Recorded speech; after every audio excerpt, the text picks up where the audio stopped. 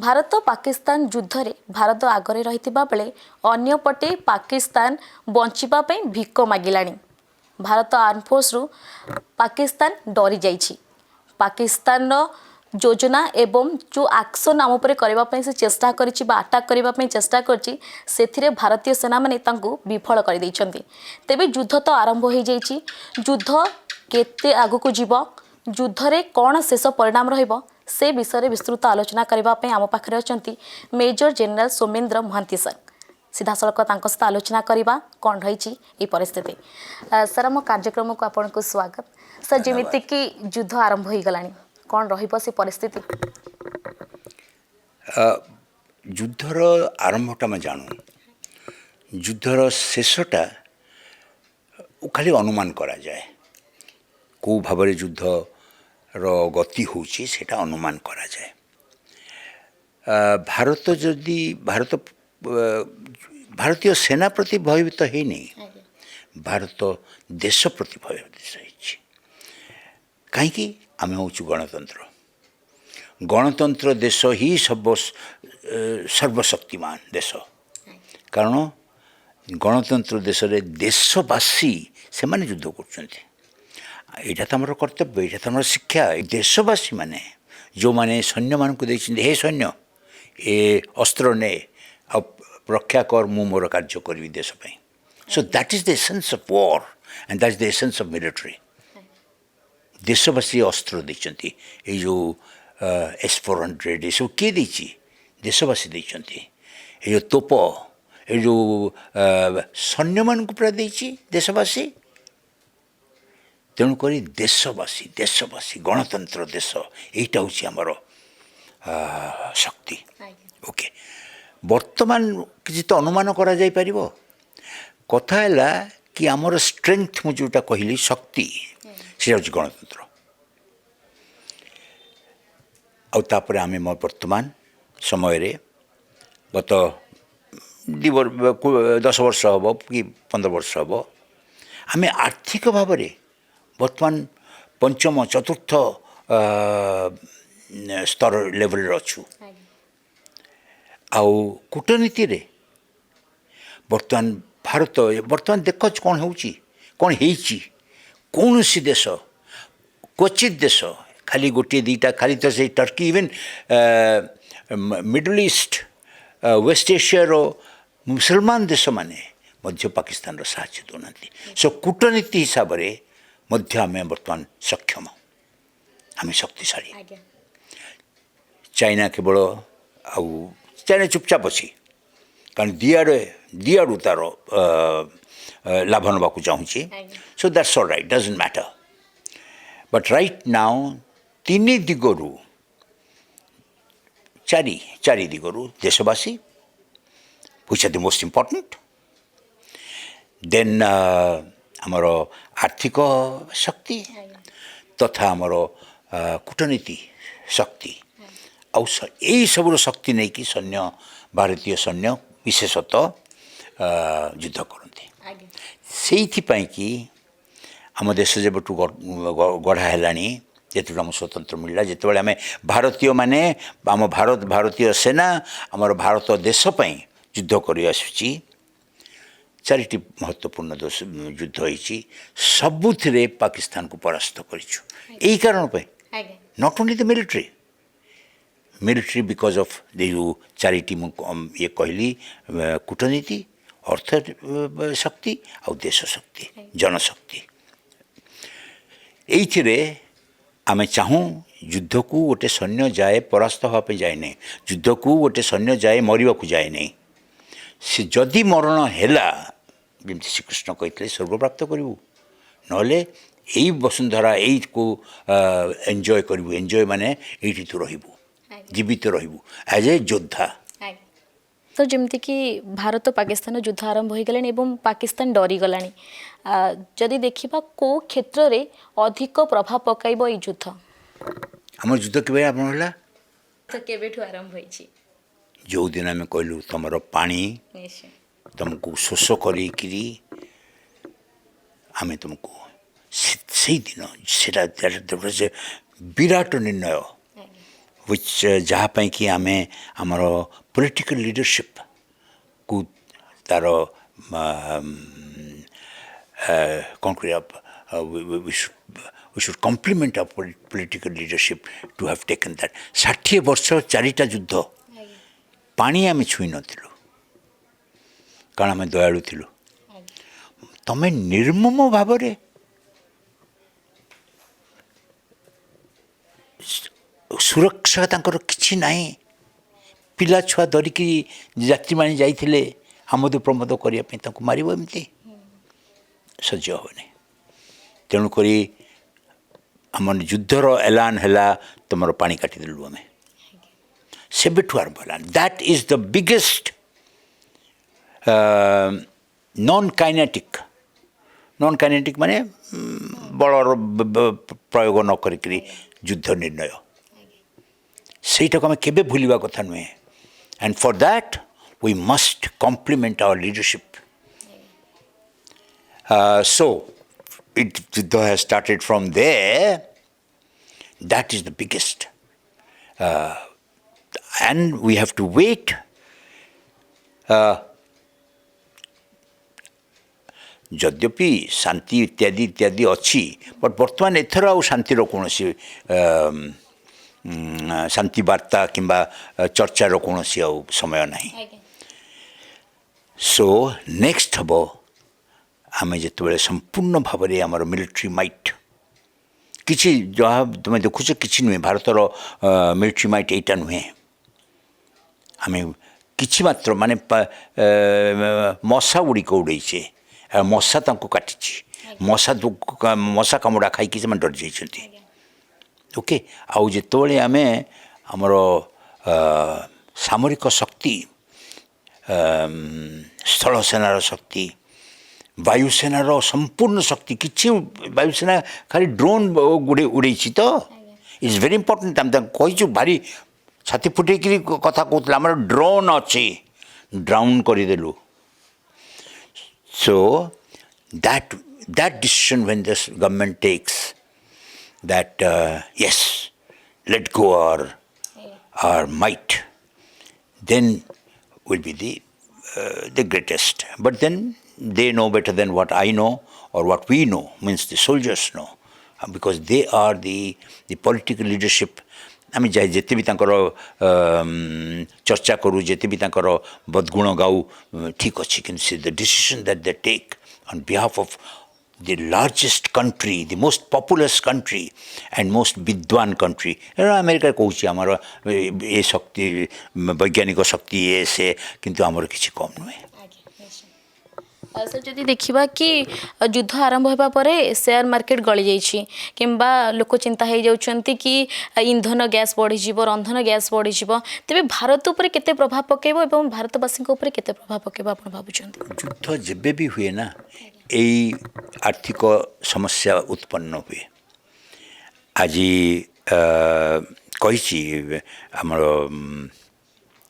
Indian oil and जो माने those responsible for it ना कि रंधन एवं इंधन रे हब नहीं माने आमर भात डाली आलू भर्ताटा हो and will not die of hunger Pakistan will so don't worry about that and rest stock market these are economic areas where things will happen they will be affected adversely affected but जो देश विश्वास करे दुर्गा उपरे जो देश विश्वास करे लक्ष्मी को उपरे सरस्वती को उपरे सीटा so don't worry that is why we are a very very powerful सांस्कृतिक संसारिक संस्कारिक देश so please have faith in our own faith our beliefs and that will stand by us but वर्तमान समय रे we are in very good state to Pakistan को almost अचिन्ह कर देबा but you are right that is the strength of this country that is the strength of democracy that is the strength of देशवासी ये जो तीनोटी कथा कहलु मो घरे ସବୁ ମାଆ ଭାବୁଥିବେ ସବୁ ଭଉଣୀମାନେ ଭାବୁଥିବେ କି ମୋ ଘରେ ଆଜି ଅଗ୍ନି ଦେବତା ଆସିବ ତ ଆସିବ so don't worry we are a blessed people ଆମେ କାହାର ଆମ ସଂସ୍କାରରେ କାହାର ଆମେ କ'ଣ କହନ୍ତି we have not wished for anybody's କାହାକୁ ଆମେ ହର୍ଟ କରିବାକୁ ଚାହୁଁନି ଆମେ ଆମର ସକାଳୁ ଉଠି ଆମର ଗାଁ ଗଣ୍ଡାରେ କ'ଣ ସକାଳୁ ଉଠି ଠାକୁରଙ୍କୁ ଦେଖି ସେ ଚାଷୀଟି ନମସ୍କାର କରି ତାର ହଳ ଜୋତି ଯାଏ so we are simple people and ସେତିକିବେଳେ ସେ ଜଣାଣ ଭଜନ କରେ so we are people of great faith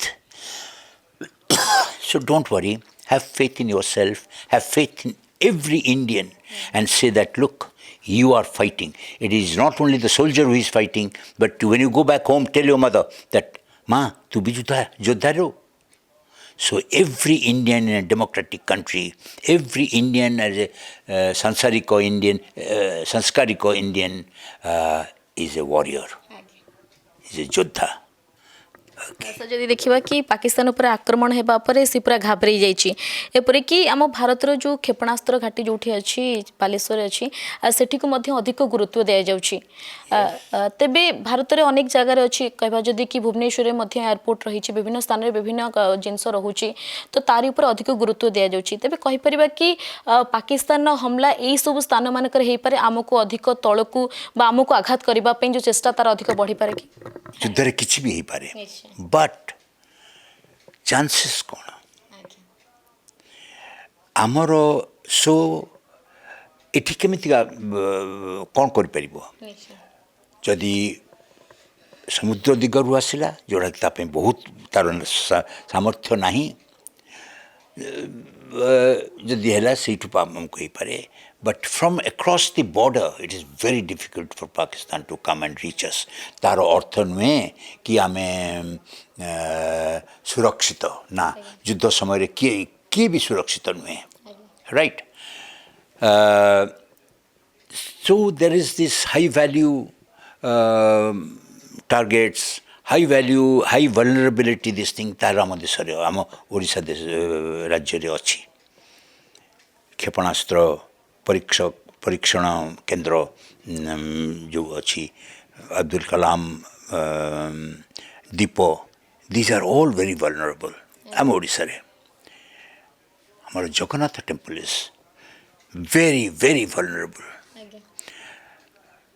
and we have been attacked Jagannath temple has been attacked for 17 times then अन्य जगह अच्छी airport is very very vulnerable so तेणुक हो पारे आम से हो पारिबाट को भी सहित भी आम न कर प्रस्तुत रहा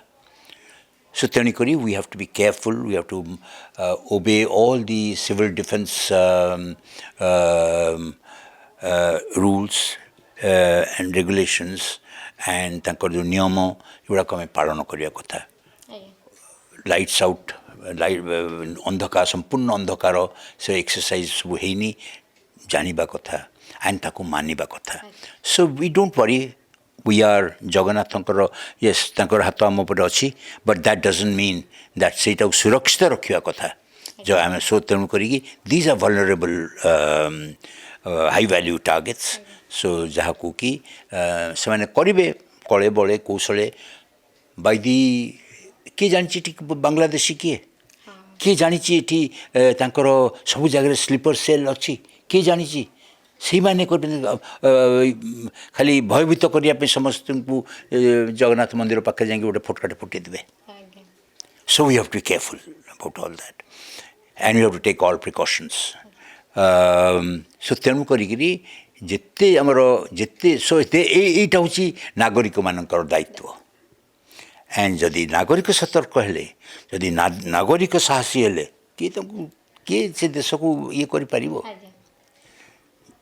सर शुणा मिलूँ आउ दिन पर पाकिस्तान नक्सारू मिटिज तार चिन्ह बना रही ମୁଁ ତ ସେୟା ଚାହିଁବି ମିଟି ଯାଉ ବଟ୍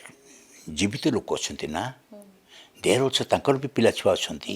ତାଙ୍କର ବି ଘର ଦ୍ୱାର ଅଛି ସେମାନେ ଆମ ପରିକା କିଛି ଫରକ ନାହିଁ ଖାଲି ଅନ୍ୟ ଆମେ ବି କ'ଣ ଭିନ୍ନ ଭିନ୍ନ ଠାକୁରଙ୍କୁ ମାନୁନୁ so for that is the ମାନବିକତା ହିସାବରୁ ଆମେ ଚାହୁଁନି କି ଗୋଟେ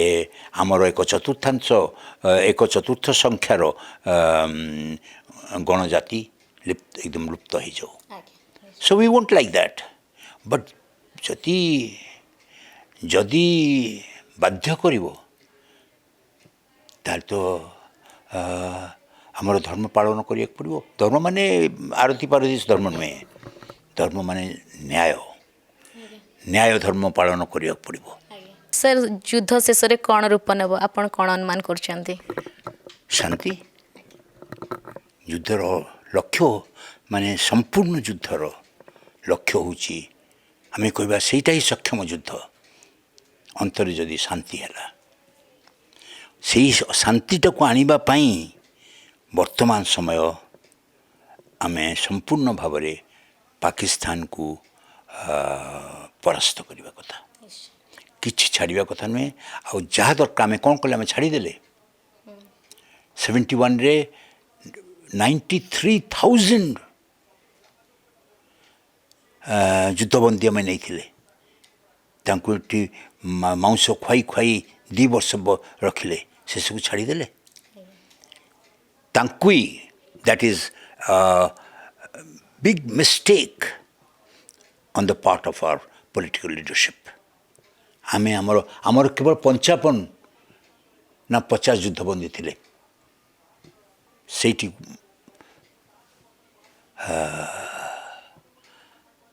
ସେ ନବବିବାହିତା ଆଜୀବନ ସେ ରହିଲା ବିଧବା ହେଇକିରି ବାର ଯାଇକି କହିଥିଲା କି ଇଣ୍ଟରନ୍ୟାସନାଲ୍ କୋର୍ଟ ଅଫ୍ ଜଷ୍ଟିସ୍ରେ ଇତ୍ୟାଦି ଯାଇକି ଆପଣ ଇଏ କରନ୍ତୁ ମାନିଲେନି କଲେନି ଦୁର୍ବଳ 47ରେ ନେହେରୁଙ୍କ ସମୟରେ ଆପଣଙ୍କ ସେନା ଏଇ ଅବିକା କଥାବାର୍ତ୍ତାରେ ଆସୁଛି ମୁଜାଫରାବାଦ କୃଷ୍ଣଗଙ୍ଗାର ଏକୂଳରୁ ଦେଖିବ ମୁଜାଫରାବାଦ ଯେଉଁଟାକି POKର ପାକିସ୍ତାନ ଅକୁପାଇଡ୍ କାଶ୍ମୀରର ରାଜଧାନୀ ମାସଟିଏ ସମୟ ମାଗିଥିଲା ସେନା ଯେ ଆମେ ସାରିଦେବା ଆପଣଙ୍କର ଏଇ ଯେଉଁ ବର୍ତ୍ତମାନ ଯେଉଁ ଚାଲିଛି ସେ କିଛି କାଶ୍ମୀରର ପ୍ରୋବ୍ଲେମ୍ ନଥାନ୍ତା ବିଲକୁଲ ସେତେବେଳେ ନେହେରୁ ଯାଇକି ମନା କରିଦେଲା ୟୁନାଇଟେଡ୍ ନେସନ୍ସରେ ଯାଇକିରି କହିଦେଲେ ମୁଁ ସିଜ୍ ଫାୟାର ୟୁନିଲାଟରାଲ୍ ସିଜ୍ ଫାୟାର କ'ଣ ପାଇଁ ଆତ୍ମଗର୍ବ ପାଇଁ କୋଟି କୋଟି ଭାରତବାସୀଙ୍କୁ ଆଜୀବନ ଦୁଃଖରେ ରକ୍ତ ବୋହିବା ପାଇଁ ଆମେ ଚାଚାନାରୁ କହୁଛେ ଧିକ୍କାର ସେ କହିବାର ଅର୍ଥ ହେଲା କି ଯେତେବେଳେ ସୁଯୋଗ ମିଳୁଛି ସେତେବେଳେ କୌଣସି ଦୟା ମାୟା ନାହିଁ ତା'ର ଚୂଡ଼ାନ୍ତ